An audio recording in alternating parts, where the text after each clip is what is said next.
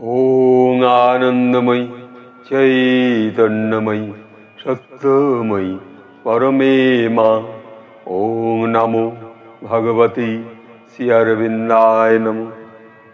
আজ আমরা সেই মুহূর্ত, যে এক বিন্দু সাবিত্রী অনুভব, আমাদের শ্রদ্ধেয় নলিনীকান্ত গুপ্ত যে বাংলায় যে অনুবাদ করেছেন শ্রী অরবিন্দের সেই মহাকাব্য, সেই সাবিত্রী থেকে আমরা একটু শ্রবণ করব বৃহত্তর প্রাণালোক সব এবং তাদের দেববৃন্দ।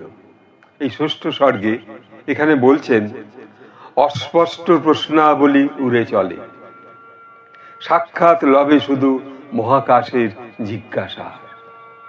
আমরা যখন নিজের কাছে নিজেকে প্রশ্ন করি, সেই প্রশ্নও কিন্তু আমরা কখনো কখনো ঠিক করতে পারি না, ভুল করি।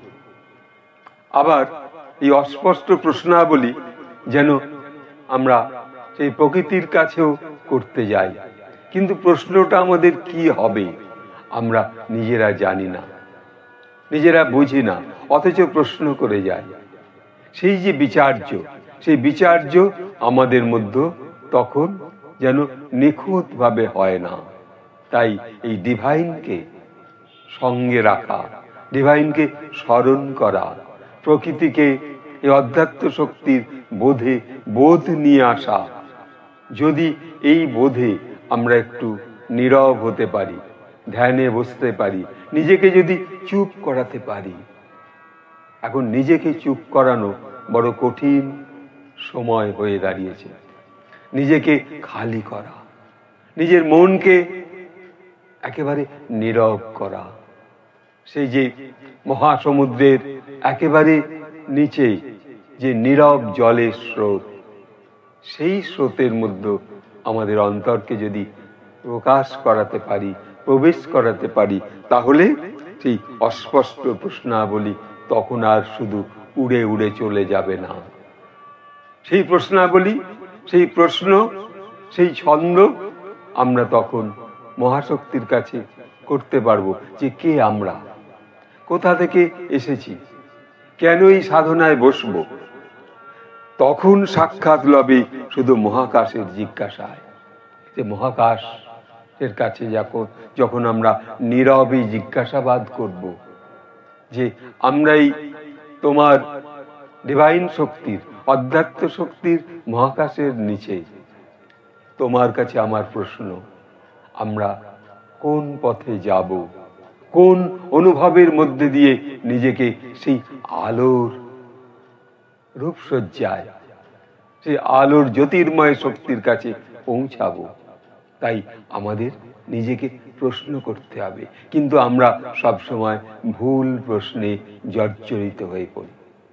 নিজেকে কখনো একটা সত্য প্রশ্নের কাছে, কি প্রশ্ন করব, নিজেকে কি উত্তর পাবো।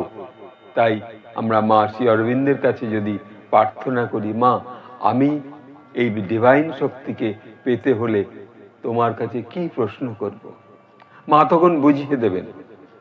শ্রীমা মীরা, তিনি যেন সেই মহাসাবিত্রীর কাছে মেড ইজি, সহজ সাধ্য করে তিনি বুঝিয়ে দেবেন যে তোমরা এই নীরব হও।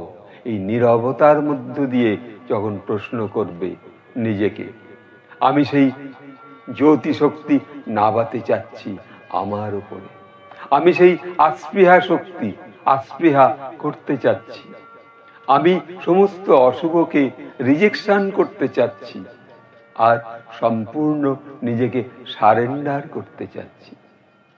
এই আস্পৃহা, রিজেকশন আর সারেন্ডার, এর মধ্য দিয়ে আমাদের প্রশ্নাবলীর মধ্যে যেতে হবে। তখন আমরা নিজেকে আরো বেশি বিচার করে এগিয়ে যেতে পারবো সেই জ্যোতির্ময় আলোর কাছে। তাই শ্রী অরবিন্দ বলছেন এখানে, চলে পথ হারা অজ্ঞাত জগতের মধ্যে। এই অজানা অজ্ঞাত জগতের মধ্যে আমরা খুঁজে পাব। আর সেই অস্পষ্ট প্রশ্নাবলী আমাদের মধ্যে যা উড়ে চলে যাচ্ছে, সেই প্রশ্নাবলী স্থির হবে, আর সাক্ষাৎ হবে সেই মহাকাশের জিজ্ঞাসায়। তাহলে ওই মহাকাশের শক্তি, তখন আমরা দেখব অন্তরে সেই শক্তির প্রকাশ এসেছে। ডিভাইনকে স্মরণ করতে করতে ডিভাইন শক্তি যেন আমাদের ধ্যানমগ্ন অবস্থার মধ্যে চলে আসবে। এইভাবে যদি আমরা শ্রী অরবিন্দের যে লেখা, যে সাবিত্রীর অংশ থেকে একটু একটু করে নিজেকে প্রশ্ন করি, তাহলে পারে আমরাই সমাধানের পথে যেতে পারবো। আজ এইটুকু বলে শ্রীমা শ্রী অরবিন্দের ভাবনায় আপনাদের কখন কতটুকু অনুভব করাতে পারছি জানি না, তবু এই যে আমাদের অস্পষ্ট প্রশ্নাবলী যাতে আরো স্পষ্ট হয়, তার জন্য সচেষ্ট হতে হবে ধ্যানের মধ্য দিয়ে নীরবে বসে। এইটুকু বলে আজকে এখানে রাখছি। এক বিন্দু সাবিত্রী অনুভব। ওং তৎসবিতু বরং রূপং জ্যোতি পারস্য ধীমহি জন্য সত্যেন দীপয়। নমস্কার।